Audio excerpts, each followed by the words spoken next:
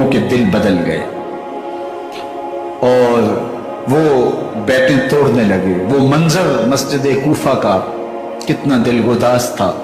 جب امام نماز کے لیے کھڑے ہوئے تو 40,000 لوگ آپ کے پیچھے تھا۔ جب سلام پھیرا اور امام نے دیکھا کہ پیچھے لوگ نہیں ہیں، پھر لوگوں نے اپنے دروازے بھی بند کر دیے۔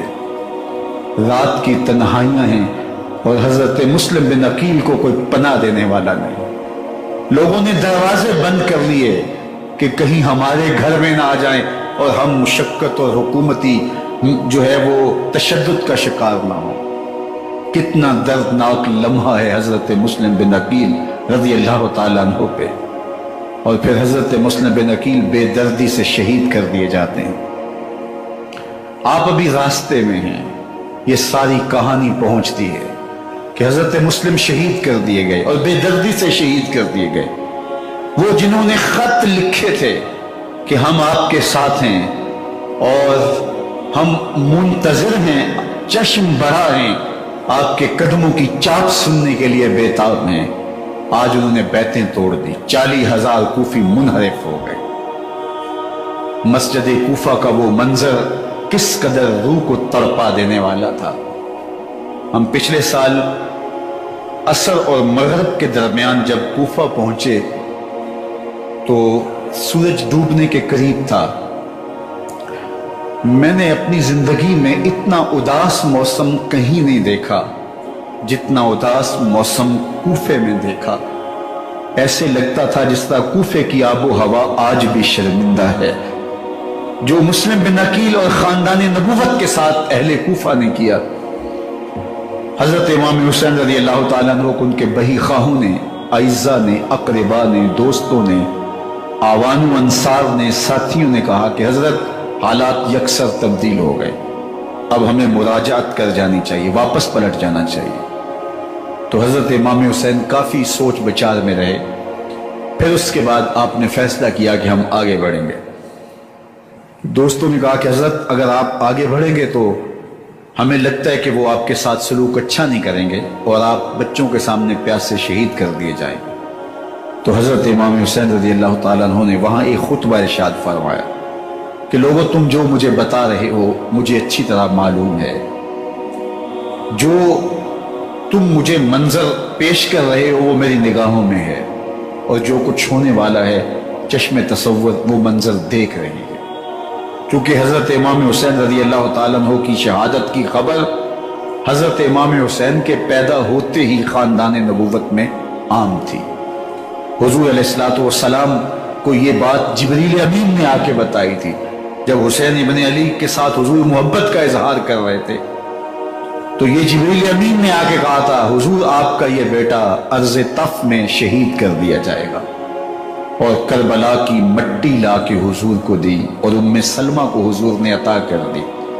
حضرت ام سلمہ کہتی ہیں کہ ایک دن میں سوئی تو خواب دیکھا کہ حضور کے مبارک بال بکھرے ہوئے ہیں اور سخت پریشان ہیں، تو میں نے کہا کہ حضور آپ کی یہ کیا حالت ہے؟ وَبِيَدِهِ قَارُورَةٌ، اور حضور کے ہاتھ میں ایک شیشی ہے، فیہا دمن، جس کے اندر خون ہے۔ تو میں نے کہا حضور یہ کیا؟ فرمایا میں قتل گاہ حسین سے آ رہا ہوں اور یہ حسین ابن علی کا خون ہے۔ تو کہا 10 محرم کا دن تھا، دوپہر کا یہ منظر تھا، میں کیلولہ کر کے اٹھی، جب میں نے دیکھا تو وہ شیشی جس میں کربلا کی مٹی رکھی تھی وہ خون بن چکی تھی۔ تو یہ خبر پہلے دی گئی تھی، یہ بتا دیا گیا تھا۔ فرمایا میرے دوستو جو تم مجھے بتاتے ہو میں اس سے بے خبر نہیں ہوں، یہ سب کچھ ہونے والا ہے، لیکن اس کے باوجود میں کیوں جا رہا ہوں؟ تو آپ کا ایک تاریخ ساز جملہ ہے جو کربلا کے فلسفے کو ہمارے سامنے رکھتا ہے کہ یہ اتنا بڑا امتحان کیوں دیا۔ حضرت امام حسین رضی اللہ تعالیٰ عنہ نے فرمایا وَلَكُمْ فِي أُسْوَةٌ، میں اس لیے جا رہا ہوں قیامت تک ظلم، جبر اور ناانصافی کے خلاف کھڑے ہونے والوں کے لیے کوئی نمونہ تو ہو۔ میری زندگی قیامت تک ظلم، جبر اور استحصالی نظام کے خلاف کھڑے ہونے والوں کے لیے نمونہ ہے۔ تو حضرت امام حسین رضی اللہ تعالیٰ عنہ نے حق اور باطل کے درمیان ایک سرخ لکیر کھینچ دی اپنے خون سے۔ اب حق اور باطل کا امتیاز کرنا مشکل نہیں ہے، کوئی باطل پہ اڑا رہے تو الگ بات ہے، لیکن امتیاز کرنا مشکل نہیں ہے، حدود بالکل واضح کر دی۔ اقبال نے یہاں کتنی خوبصورتی کے ساتھ اس مضمون کو نبھایا۔ سرخ رو عشق غیور از خون او، شوخی ای مصرع از مضمون او، تا قیامت قطع استبداد کر، موج خون او چمن ایجاد کر۔ ایک جہاں آباد کر دیا، حق اور باطل کی راہیں اجال دی۔ اب لوگوں کو یزید کا چہرہ پہچاننے میں دیر نہیں لگتی، وقت کے ہر یزید کا چہرہ آسانی سے پہچانا جا سکتا ہے۔ یہ معرفت زمانے کو کروائی کس نے؟ حسین ابن علی نے کروائی رضی اللہ تعالی عنہ۔ تو حضرت امام حسین نے فرمایا کہ جو میرے ساتھ ہونے والا ہے میں اچھی طرح جانتا ہوں، لیکن میں اس کے باوجود آگے بڑھوں گا۔ پھر بڑھے اور کربلا میں جا کے خیمہ زن ہو گئے۔ 7 محرم کو پانی بند کر دیا گیا۔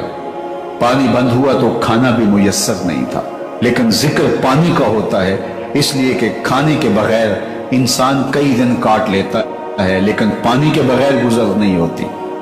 تو فرات کی نہر سامنے اپنی موجوں کے ساتھ چمک رہی ہے، لیکن ایک قطرہ آب بھی آل رسول کو نہیں دیا جا رہا۔ کائنات کے اندر ایسے انوکھے امتحان بھی ہوتے ہیں۔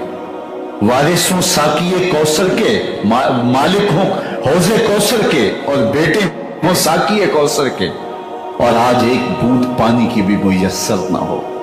صبر کا امتحان ہے، عزیمت کا امتحان ہے۔ حضرت امام حسین رضی اللہ تعالیٰ عنہ خیمہ زن ہو گئے۔ 3 دن تک پانی بند رہتا ہے۔ 9 محرم کو رات کی تنہائی میں حملہ آور ہونا چاہتے ہیں، لیکن آپ نے کہا کہ ہمیں اللہ کے حضور عبادت اور ذکر کے لیے وقت دیا جائے۔ ساری رات ذکر میں گزرتی ہے، عبادات میں گزرتی ہے۔ رات کے اندھیرے میں آپ چراغ بجھا دیتے ہیں۔ آیان و انصار کو کہتے ہیں، آوان و انصار کو کہتے ہیں کہ ان کی دشمنی میرے ساتھ ہے، انہیں میرا خون چاہیے۔ اگر تم رات کی تاریکی میں نکل جاؤ تو میں تم سے کوئی مواخذہ نہیں کروں گا، اور یہ بھی تمہارا پیچھا نہیں کریں گے، اس لیے کہ ان کا مطلوب تم نہیں ہو، ان کا مطلوب میں ہوں۔ جب چراغ جلایا تو کوئی بھی نہیں گیا۔ مسلم بن اوسجہ کھڑے ہو کے کہتے ہیں، حضرت اگر ہمارے بدن کو 70 بار کاٹا جائے اور جلایا جائے اور ہواؤں میں اڑا دیا جائے پھر بھی آپ کا ساتھ نہیں چھوڑیں گے۔